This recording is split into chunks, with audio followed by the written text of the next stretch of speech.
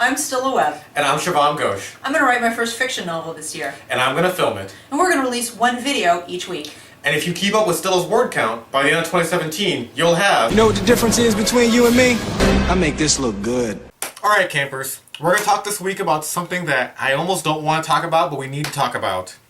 Style! It's one of those topics that's kind of hard to describe, but is of vital importance to understanding how to write well and how to take good criticism. And also kind of what choices to make as you're going through your book. As you're cresting your midpoint and sliding down the bad guys close in, style should be something you're thinking about. Alright, what is style? Style is how you write, what you choose to focus on as an author, what kind of words you like to use, how you structure your sentence. It's all of those tiny little pieces that create the look, feel, and tone of your writing as an author. Think about art styles, right? When you look at a Picasso, you can tell it's a Picasso. When you look at a Jackson Pollock, you can tell it's a Jackson Pollock. When you talk about writing styles, when you read something by George R.R. Martin, you can just feel the style. It's going to be big and expansive and the cruel universe. When you read something by Chuck Palahniuk, Oh God, don't do this again. there's going to be a lot of cursing. There's going to be a cynical view on life. Yeah, when you read something like Dan Brown, you know it's going to be very action-oriented. Things are going to happen quickly. It's going to use very simple, easy-to-understand language, and things are going to move. Yeah. When you read a Patrick Rothfuss, it's going to be like a slow stew. There's going to be musical poetry and descriptions. So authors have styles just like artists have styles. Yeah, for instance, I tend to be a little moodier. I like to sit in those moments of contemplation in my stories, and he's very action-oriented. Let's get things done. Let's have something happen. Let's throw a joke in there while we're at it. Yeah. So one of the first ways style comes into importance is when you're getting feedback. You're giving your story out, your second or third draft out to beta readers, and you're getting some feedback, and someone says, you know, you should write this scene a different way. Here's where knowing what style is very important. When you're getting feedback, you have to figure out, is this an actual problem with my text, or is this a style difference between me and my critic? This was inspired by Scribophile, where there are endless arguments about you should never use adverbs or ly words or whatever. And a lot of these writing rules are really just differences in style. If you listen too much to people who are critiquing your style, you'll end up losing your voice as an author, and oftentimes it can kill a project. This actually happened long before Scribophile, when we first were doing our writing group. And I was the only girl in a group of all guys, which meant my style was usually very different from everybody else's. And one of my works in progress, they were critiquing it, and they kept picking apart how I would do things stylistically, and I didn't know the difference. So when I rewrote my scene, it wasn't me. It didn't sound anything like me. It sounded like Shuvom and Chandler. It didn't sound like me. And I almost killed that project by not understanding the difference. So if you're getting feedback and someone says, no. If you're getting feedback and someone says, I don't like this, but I can't tell you why, that's a stylistic difference. So don't try to overthink this. If you're sitting there trying to explain what makes a Picasso, you'll lose what a Picasso is. It's really more of a Picasso. holistic thing. It's really more of a holistic thing. It's standing back and just getting the feel for the piece as a whole. It's, like I said, it's really tricky to explain. So now we're going to explain it. So there's some elements of style that we identified while eating a Red Robin burger at our local Red Robin. I had a salad. So the length of your sentences, but also your paragraphs. Your words. Yeah, these are stylistic choices you can make. Especially, I put it in with, think of editing for a movie. Certain movies are edited to be very choppy and very fast, like kind of Jason Bourne action sequences. And certain movies have long single takes, like Steven Spielberg takes. So when you're figuring out when to cut a chapter, the way I would suggest is read something you really like, and if you read an action scene you really like, and then say, oh, I'm going to make mine look like this action scene. Or read a slow description that you really like, and be like, I'm going to make it look like this slow description. The next one is how matter-of-fact is your description. So, for example, I think of it as an axis from matter-of-fact to flowery. Alright, what's an example of a flowery descriptive author? Patrick Rothfuss. Tell me more, tell me more. Well, he has a tendency to describe a lot of stuff. And he likes to put a lot of mood and mystery into his descriptions and into, well, everything he writes. He chooses a lot of very interesting words and phraseology. Well, he's very poetic about it, right? Yeah, he's very poetic. So I'll give it to him. Patrick Ross was a poet before he was an author, so he's Yeah, very he's poetic. very poetic in his descriptions. What's an example of a very matter-of-fact, down-to-earth description? Dan Brown. Dan Brown, I would say, yeah. I would also say even myself, Infinity Squad 1, I'm kind of Yeah. more on this side Oh yes. of the spectrum than that. Yeah. Where are you? I'm definitely on this side. I'm probably, it depends on which POV I'm writing in. Interestingly enough, if I'm in first person, since I'm writing an urban fantasy right now, I try to keep it more towards the middle. I have a few passages, but some of my moody stuff is like way over here. I get real into that. Yeah, so go, again, the point is, what do you choose to describe? Are you describing what the person is wearing, or what the person is feeling? Mm-hmm. Are you describing the weather, or are you describing the mood of the planet? Right? Yeah. So it's really what you choose to describe.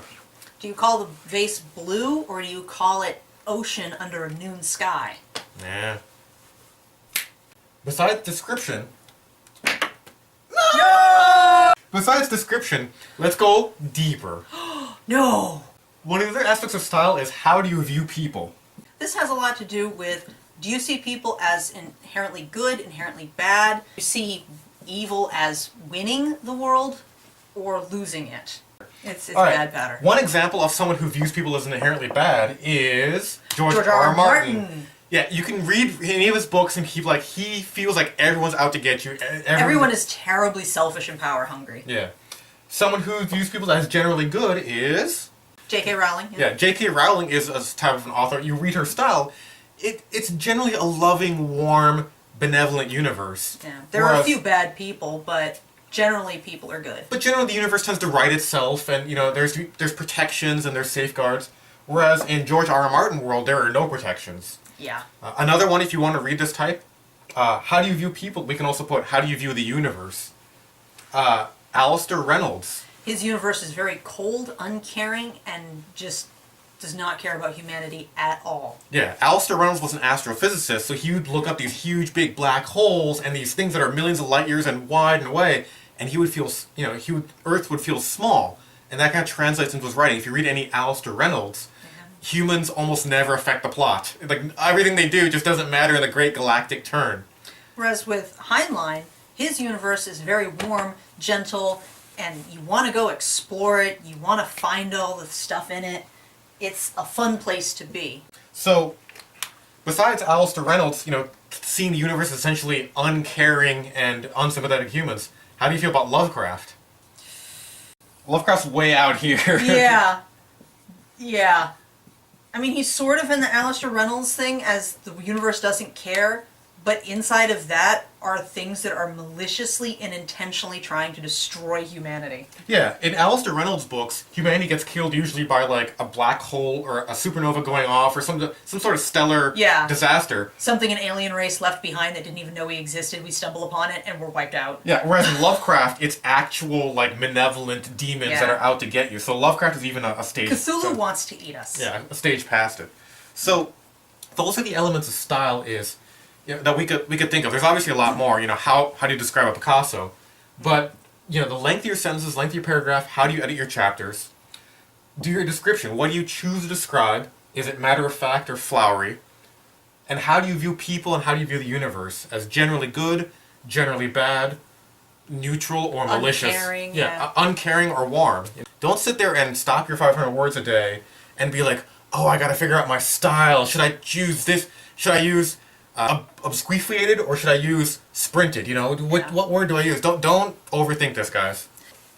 So I would actively avoid trying to imitate anyone else's style too much early on, and just do what you enjoy to do until you figure out what you're good at and what you like to do and how your style shakes out. It's much like a theme. And I'm going to give you the exact opposite information.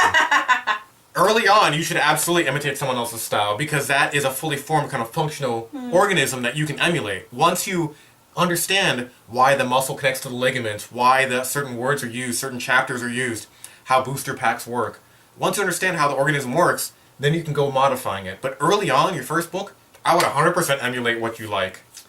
Yeah, you can try. I think it's better than just starting from scratch. I guess so. Yeah. Infinity Squad 1 was Robert Heinlein plus Catch-22. I mean, that's that. Yeah, I definitely tried to That's how I wrote it. I definitely tried to emulate authors early on. And you really can tell what you tend to gravitate towards by what kills your writing and what inspires your writing. Yeah, I would say early on you have to. Until you find your own style, you have to be copying. That's how just writing works. I mean, you do the same thing in art. You try different styles in art to see what you enjoy doing. Yeah. So yeah, I guess find things you admire and try to do something in their style. And then once you figure out what your style is, then you can start working towards making it even better. Because if you know you're good at moody stuff, then you can really work on getting really interesting descriptions and really finding ways to dig into the person who's reading's mind and heart to get a good response. Alright, campers, so on that note, your homework is to go out and read some of these people and see how their style works. Yeah. So on one spectrum, I'm going to say read at least one Lovecraft story. He has short stories. Yeah, read like a Lovecraft short story to see how the universe is. Yeah. Read, oh crap, Harlan Ellison. This is the author of I Have No Mouth But I Must Scream, very close to Lovecraft. Oh. And then read Alistair Reynolds. Oh goodness, you're going to have him read everything. Well, I'm going to put up a list here, but Alistair Reynolds, try to read Galactic North. Heinlein. Alright. Green Hills of Earth. That's a great story. Really love that one. Gentlemen, Take Your Seat. Okay. Those are good. Alright, Heinlein, what else? Do you want to read some J.K. Rowling? Does J.K. Rowling have any short stories? I don't know. I know Anne McCaffrey does. And she tends to be on this. Is Yeah, that she's good? one of those, go explore the universe, we'll take it over and be awesome and stuff like that. Also, if you've read stuff and you know that there are things that you love to read, go back and read some of those, things that feel different, and try to, read a couple pages and see if you can dissect how they do things differently. What makes them stylistically feeling so different from each other? I wish we had like the same page or paragraph written by 5 or 6 different authors so we could see that. We were going to do that for this video, but then it was too much work. Yeah. So I think that's funny. if you want to try it on your own, try writing the same paragraph or 2 or 3 paragraphs in different styles, Yeah.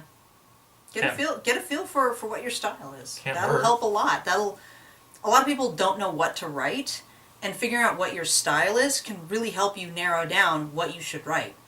We got some emails this week.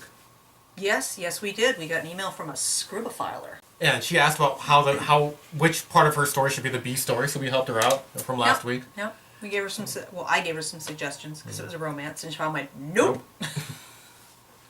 But if you have questions about, you can send us a page or 2 and be like, what is my style, or does this work? So, wrapping this all back around in a circle, biggest takeaway we're trying to get for you guys at home, watching this while you do your laundry and stuff, is when you're getting feedback, separate the feedback into, this is actual technical feedback of, I don't understand this part, or this part was unclear, I couldn't tell who was talking, versus stylistic feedback of, I don't think she's talking the right way, or I would make this character act more or something.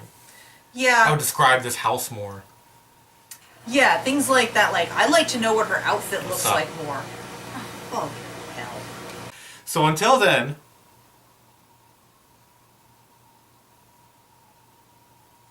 Away!